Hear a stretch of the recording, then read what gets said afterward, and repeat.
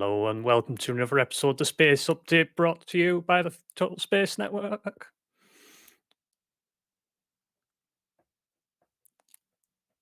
I can hear myself for some reason. Bear with. Let's try that again, shall we?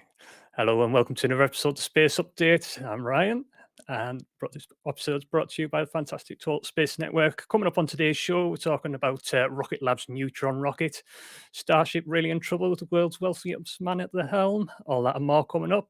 Joining me on today's show is... I'm Mikko, the host of Deep Dive.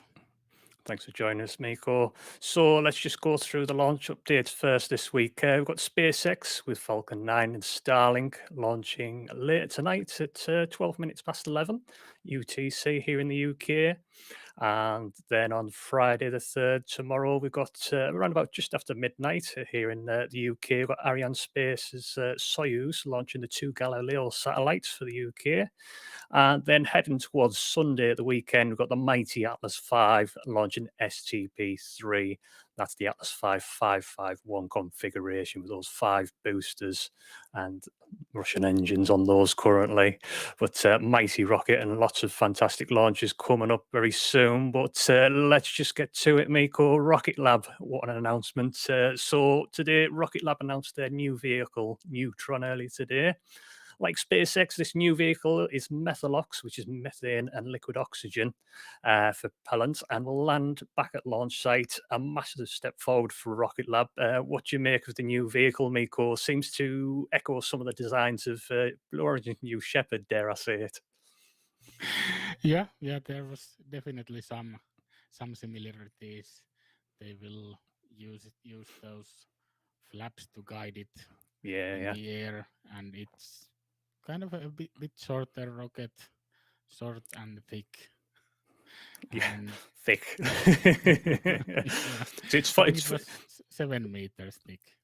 Yeah, it's 7 meters wide and 40 meters high. But if you compare that to the Falcon 9, which we currently see launching tonight, and as we've seen previously, that's only around about 3.7-ish, if I remember right, and 70 meters high. So you can fit almost 2 Falcon 9s side by side in the thickness of Rocket Lab's Neutron. So it's stupidly big and short by the looks of it. Quite interesting what to plonk it on top of SpaceX's super heavy booster. I mean, the first thing that actually came to my mind, I was thinking this mostly seems like the Starship upper stage. So echoes similarities to that with like the reusability and the Methalox engines and the return to launch site and everything. Does echo a lot of similarities to that, doesn't it? Yeah, absolutely. And when I was looking at the lift-off weight, it's around the same weight as a Falcon 9. Yeah. And I think it was getting around 8 tons reusable to low Earth orbit, so not quite at the same level with Falcon 9. Yeah, but I mean, 8 tons is nothing to sniff at. It's a hell of a lot of weight considering. Yeah, and then I think it was max payload to low Earth orbit was about 15 tons. So decent amount, to be honest. Yeah, I think that was expendable mode, but yeah. Yeah, and if you look on the Rocket Lab website, they're billing this as the Constellation launcher. So I think there's some sort of plans to whether they'll launch Starlink satellites besides Elon, or whether they'll partner up with someone else. I don't know. As far as I know, nothing's been announced yet as such as constellation programs and stuff like that with Rocket Lab, has it? No, they haven't announced anything, but I would think there's quite enough satellites to launch from Amazon and other constellations. There's been quite a few actually. Yeah, and in that recently. Yeah, and in that video that we've got running up on screen and everything, you'll see Peter Beck show you the different materials, steel, aluminium. Then he shows you that their carbon fiber composite and how strong and robust it is. It literally drives a wedge hammer against it. No dents, no scratches. Polishes it off.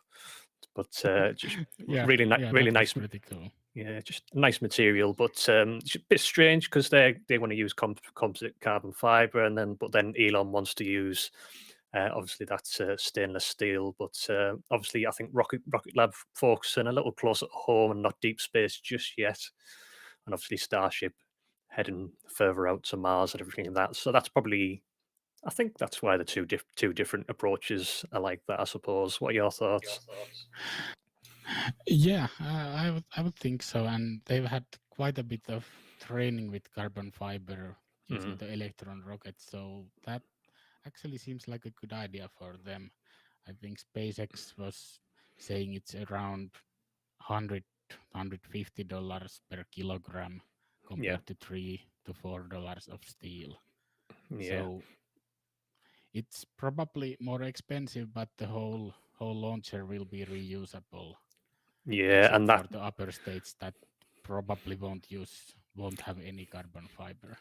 Yeah, and that payload fairing, I don't know if even you guys have seen the payload fairing. The payload fairing stays on the rocket. It doesn't get dispersed like you see with Falcon 9 and all the other rockets currently that just gets reused or captured and anything like that. It just actually opens up in four sections, which, funnily enough, I don't know if anyone knows out there, but they currently named it the Hungry Hippo fairing, which essentially opens up, I suppose, like a petal or a flower. I suppose that's the way I see it, or something out of Alien with the eggs that hatch. I suppose something like that, Yeah, and it spouts out the second stage and then closes up and then comes back down to launch.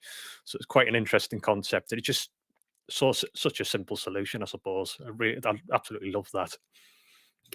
yeah, absolutely. And the rocket actually has some similarities to a single stage to orbit vehicle. I mean, when the second stage is inside the payload fairing, it it's a different design for sure. Yeah, definitely. It's that's just that close to being like a single stage to orbit, isn't it? But Yep, not obviously, quite, not it's quite. it's not quite possible because there's a power to weight and everything like that involved with that. So it takes a lot. That's obviously the dream, single stage to orbit. No one can do it yet, kind of thing. But I'm sure it's not too far away with new technologies coming along and propulsion systems. Yeah. But one thing we haven't mentioned, those landing legs. What do you think of the landing legs? 'Cause I think they're too short and stubby and close together. Yeah, I mean, those could work, or they may redesign them. I kind of think it's an ongoing process still. Mhm. When the Neutron was first released, I think it was earlier this year or even late last year. Yeah. The body was stainless steel. Yeah, it was So fast. It yeah, resembled more like a mini Falcon 9 within reason with the fold out legs, wasn't it? yeah, But it's yeah. now It was very different. turned into that fixed column with the hydraulic feet at the bottom. So hopefully that'll dampen the load and if the surface is uneven, it might give you some stability, which we might see in Starship, a similar design to that. So it'll be quite Yeah, interesting to see. But absolutely amazing to see. And when we'll see some testing on that, it'd be interesting to see as well. So, but I'm sure the far on because obviously developing a new engine for that. I think it was 1 million kilonewtons or something like that. So I can't remember the exact number on the engine, yeah, yeah, but a new engine compared to the current Electron rocket, which they are currently starting to reuse from next year. They're going to start capturing the Electron rocket, which is absolutely fantastic. So they're going with the small rocket and the new bigger rocket. They're going to be reusable end to end, and that's the goal for everyone, really. But yeah, yeah. what were your initial thoughts when you first seen the Neutron rocket, Miko? It's very cool.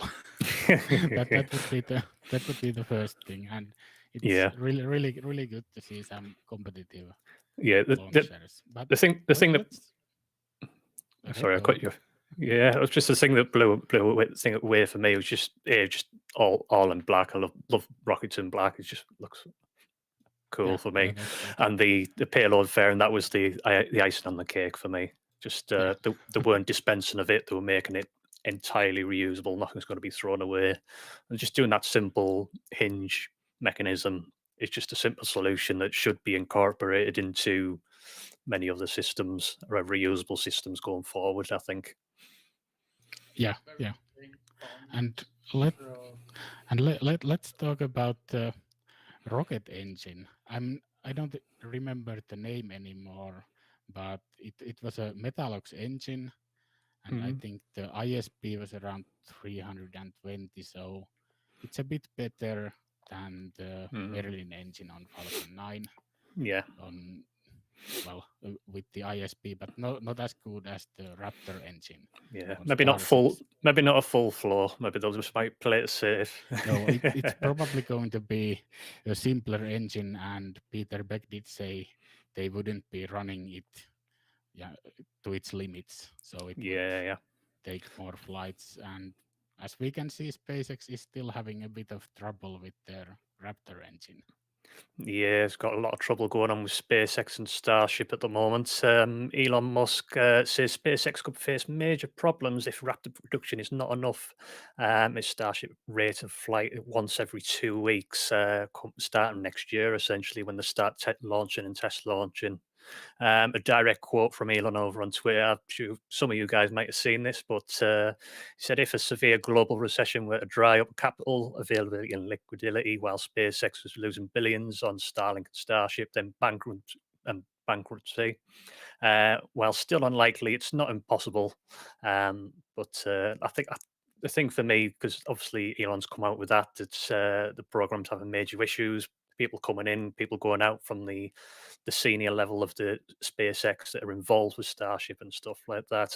One or two things haven't been done quite right and stuff like that. But Elon's come out saying, "Oh no, things are going to go wrong." But you got to think he's the wealthiest man in the world. What's the worst that can happen, kind of thing? Just sell a bit of Tesla stock, and there we go, a couple of $100 million to keep Starship going for a bit longer. It's kind of like, and it's just a bit. What do you make of that, Miko? I just can't quite understand it myself. First, I'm going to say, hi, Ollie. Welcome. And, about the Raptor situation, I wouldn't really take it too seriously. I mean, Definitely. their Falcon 9 business is going to be booming. The whole SpaceX won't be going bankrupt. Yeah.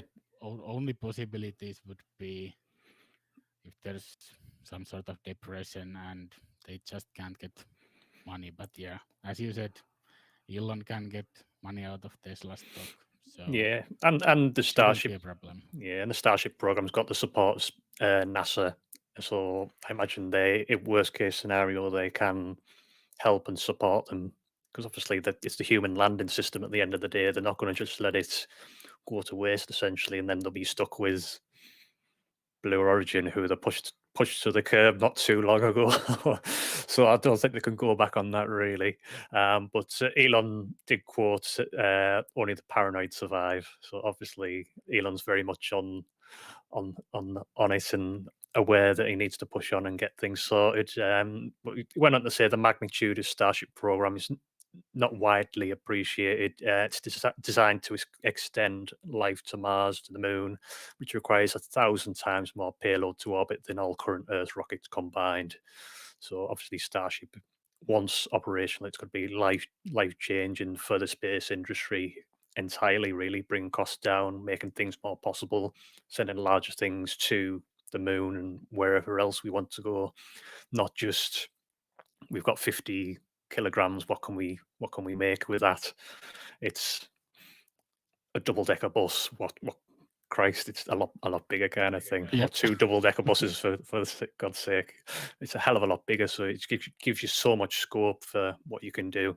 So, and people just have to get around that, because there's still some people in the industry, the old ULA and stuff like that, they're very much stuck in their own old ways. They're doing a bit of reusability, and maybe they might do some more later down the line, but very much restricting what they can do. They're still going to stick to that standard payload where you can only do a couple of tons or so, and going to stick to small payloads. But then you've got Starship, just so much bigger and better. But hopefully we could see a lot more going ahead. But hopefully we did almost see a static fire last night, but it was called off, and there was testing on the little booster tank 2.1 that went through cryo testing. Got a bit frosty and a bit frothy and everything, but nothing too eventful. There's rumours that there were a hatch or something might have come loose on SN20, but I don't know if that was confirmed or not. We haven't seen anything from Elon when they were just going to do that static test fire last night with SN20. But another static test fire by the looks of it with either the vacuum engines or the 3 Raptor engines. So it'll be interesting to see. But what are you looking forward to most with Starship coming up in the new year, Miko? Well, that would be a simple answer. The first orbital flight. Yeah, everything. And we'll try. Yeah, but looking forward to seeing the booster static fire with all the engines. Yeah, that's gonna be massive. I think that's the main thing. I think they have to get a lot of the test stand done for that, because obviously the little test stand that it's sitting on at the moment is only really designed to static fire Starship. I think if you static fired a booster on one of the little test stands, I think it'd obliterate the ground, never mind the test stand. So I think once the main orbital launch mount stand, whatever you want to call it, I think once that's done, they're going to mount the booster on there and do the static fire on that, and maybe test the deluge system at the same time. So A, they can do a static fire and maybe test the deluge system, the sound suppression and everything at the same time to see A, if it works, and B, maybe they could do a longer burn with the static fire. So you might see it rather than a half-second static fire, you might see a 2, 3, 4, 5-second earth-shattering rumble static fire, like we've seen with some previous tests from the likes of Firefly and smaller companies doing long burning static fire tests, which will be incredible to see. The most powerful rocket doing maybe a 30. Imagine seeing the booster doing a 30-second static fire test. It'd just be cause an earthquake, I think. Yeah, that would be pretty crazy. And I'm not really sure how much of a deluge system they're going to be in. I'd imagine it'd just be. I can't imagine it being to the likes of what we see at some of the, like the Pad 39A, like very technical and precise and just an absolute waterfall kind of thing. But then again, we could be wrong, because we do underestimate the size of that launch mount.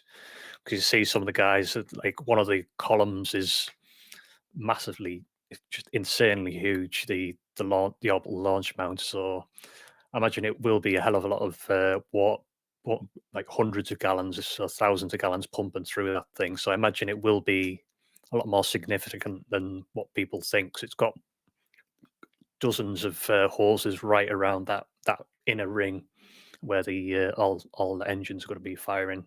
So it'd be interesting to see, definitely. But if anyone's got any questions in the chat, we've got a few more minutes before we wrap up. So ask away, whatever Starship, Rocket Lab.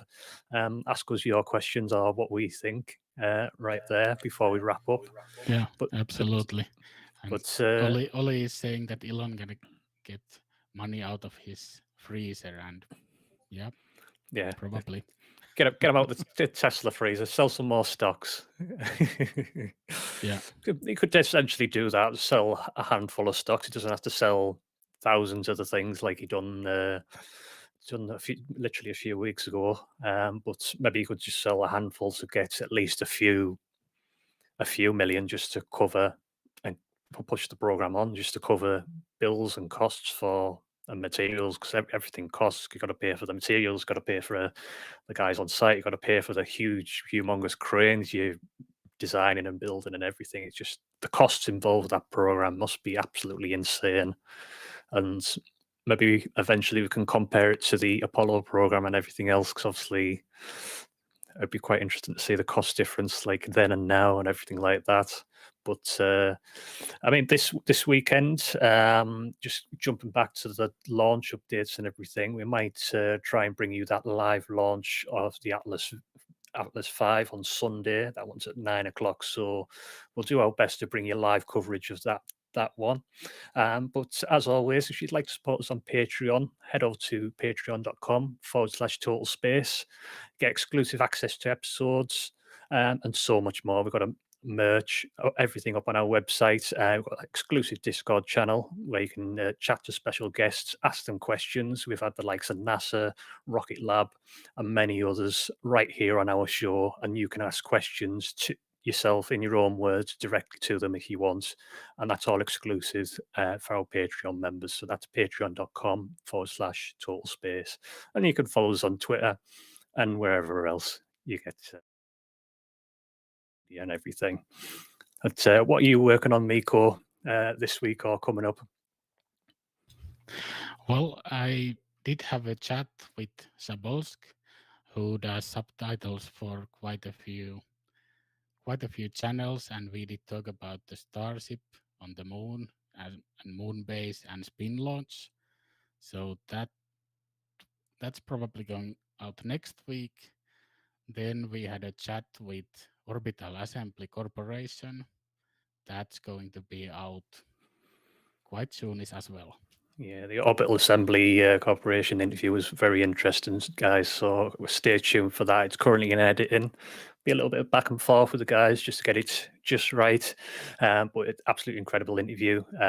What they're planning, essentially, the orbital ring space station, orbit around Earth and maybe even further afield. So stay tuned for that exclusive interview right here on Total Space Network.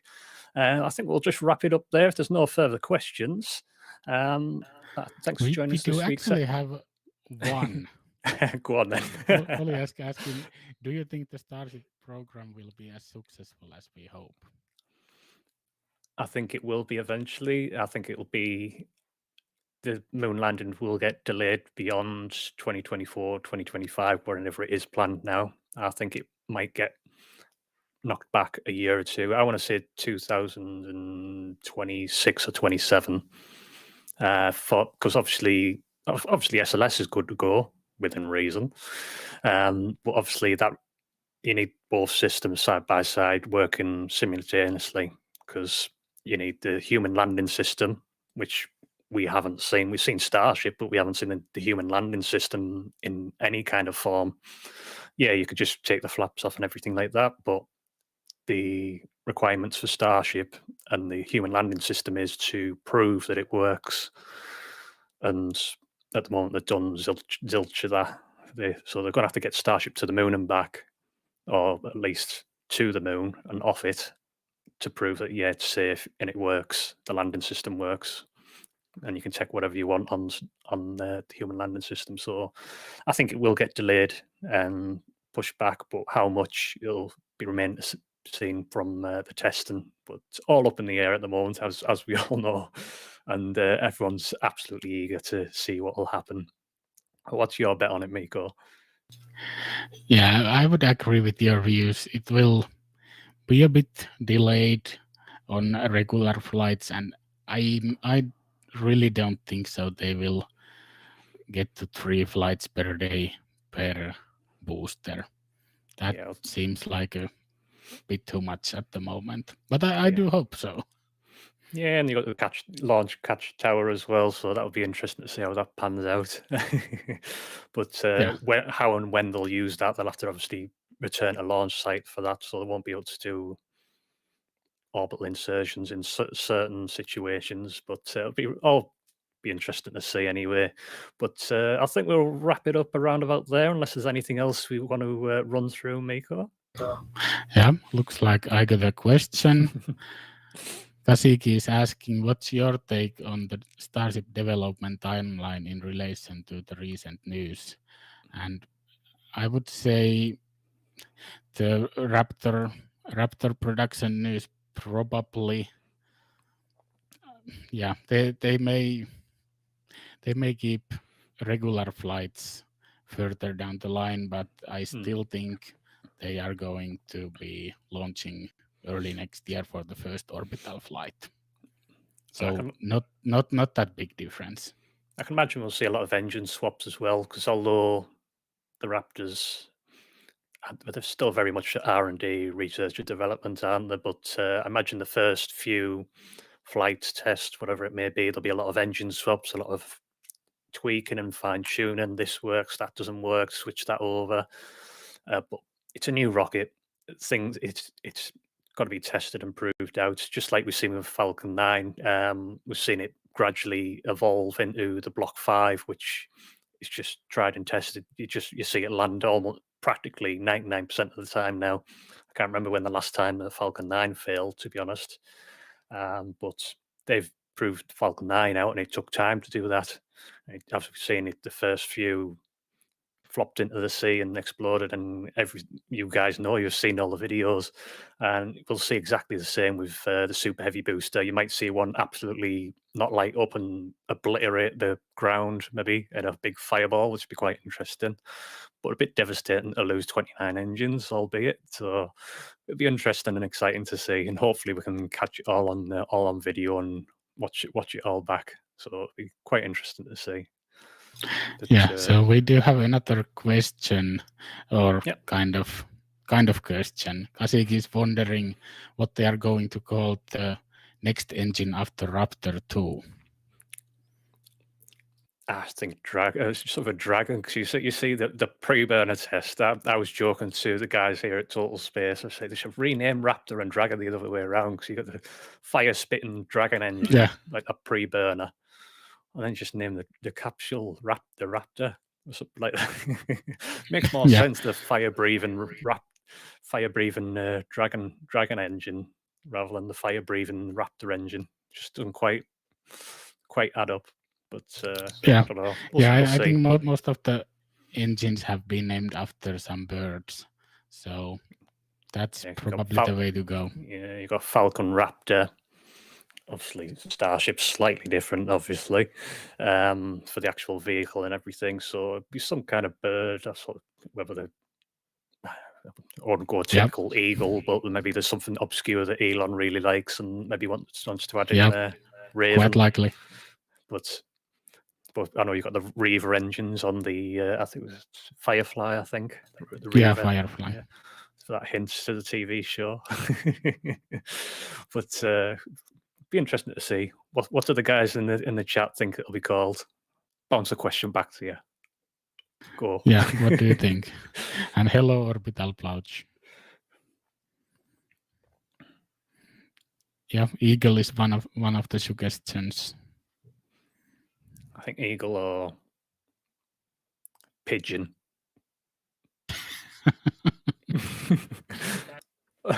Pterodactyl. That's Mr. Producer's suggestion, pterodactyl. Any more suggestions there? No, I think so. That's it. But unless there's any more questions, we'll wrap it up, I think. I'll give it another second or two.